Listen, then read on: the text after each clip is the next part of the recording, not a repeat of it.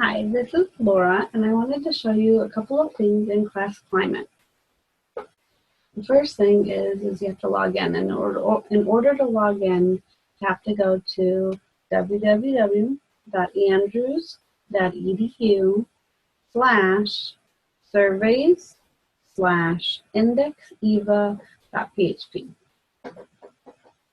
You'll log in with the username that was given to you.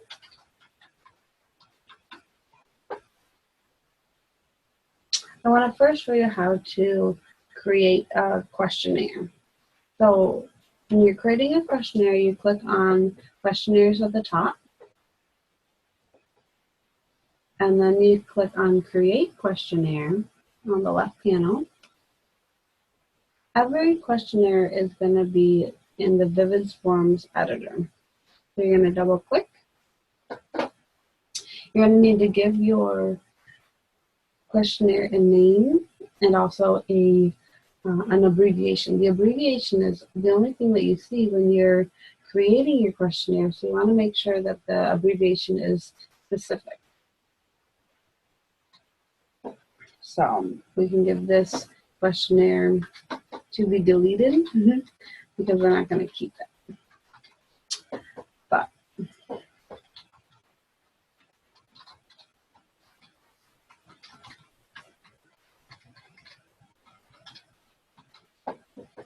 and click apply. Every questionnaire has to have at least one question group. So depending on what we're doing our survey on, that's the question group that we're going to give it. So we're going to add a question group, and our question group is going to be demographics. Now demographics, they don't have any kind of rated questions, and so there's no need to give an indicator here for questions that are single choice or multiple choice. But when you have ranked questions, questions that you're going to rank from 1 to 5, then you're going to have an indicator, or however many boxes you have in terms of your rating scale. So we're going to click apply. So with demographics, first you're going to click on add question. And a lot of times with demographics, you're going to ask them what their gender is. So we're going to say gender. We put the question up in the top box, and then the answer choices we have to do one at a time and click add option. You click add option again, and then we're also going to give them the choice for choose not to disclose. And click add option. The options down here, it says options for answer options, the default, which is next to the question, or you can select beneath the question to have the answer options below the question. Now the mean calculation right now is disabled because if you're taking the mean of gender, it doesn't really make sense. So we're going to leave that option as disabled, and we're going to click apply. So this is a single choice question. Now what if we want to add a multiple choice question? Well, what is a multiple choice question? It's when they can select multiple answers to your questionnaire. So we're going to select multiple question or multiple choice and click next. And let's give, let's ask the question.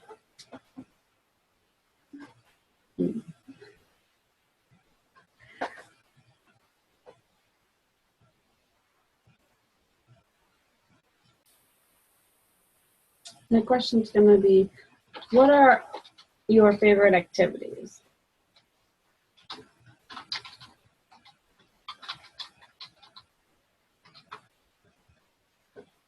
And we can say soccer, football, band, choir,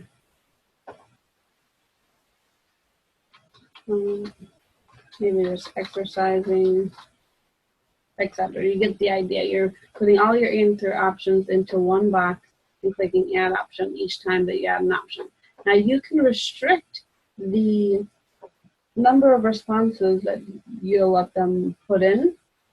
So what if you only want them to select their 2 most favorite activities? Then you can come up here and just say 2, and then they'll only be able to select 2 options.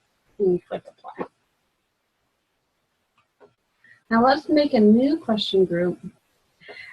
When you have scaled questions, you want them to be in their own question group by themselves.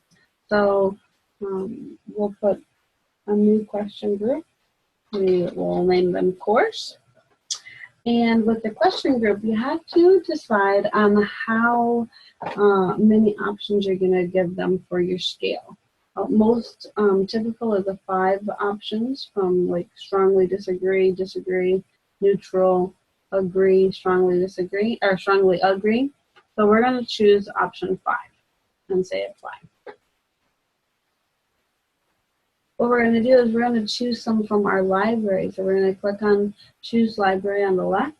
And because this is about the course, we're going to scroll down and find some questions about the course. So here are some questions about the course. And we can just click and drag, or we can select multiple of them and just click them until the bar becomes green, and then you can drop them.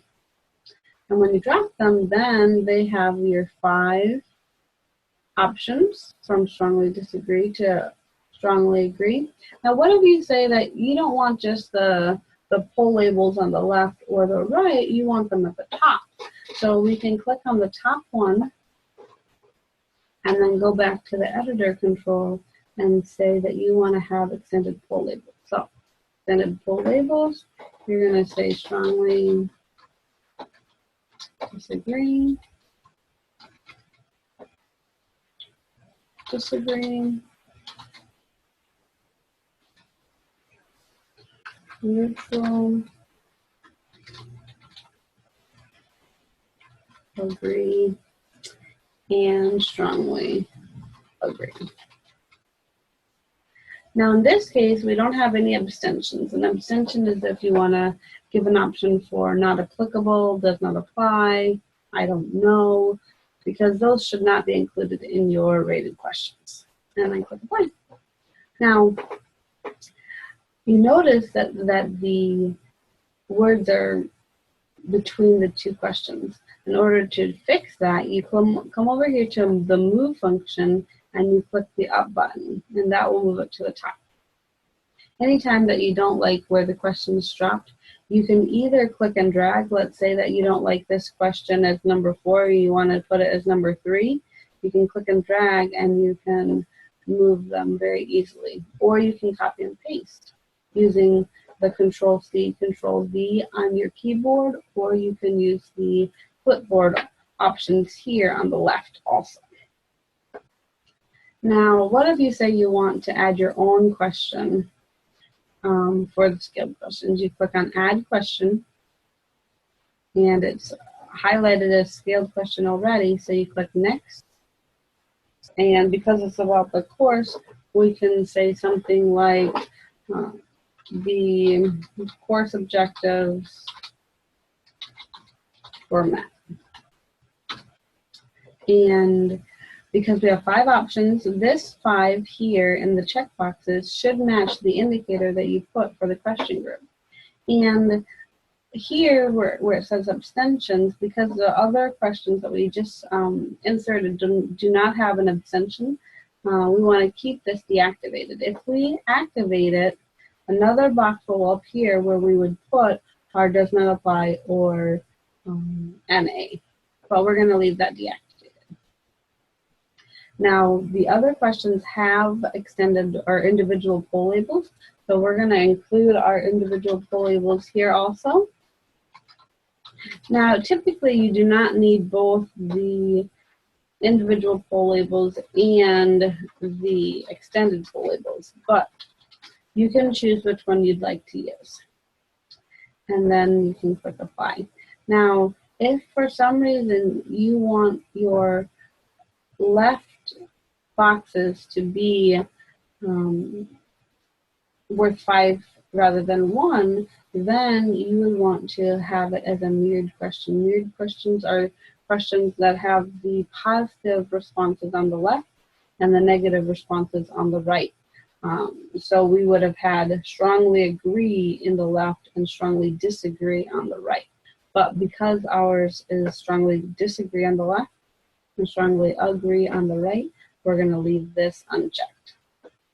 And we're going to click apply. Now we want to have some open-ended questions. So we're going to create a new group, and we're going to just name it open-ended. And there's no indicator for this, and we're going to click apply.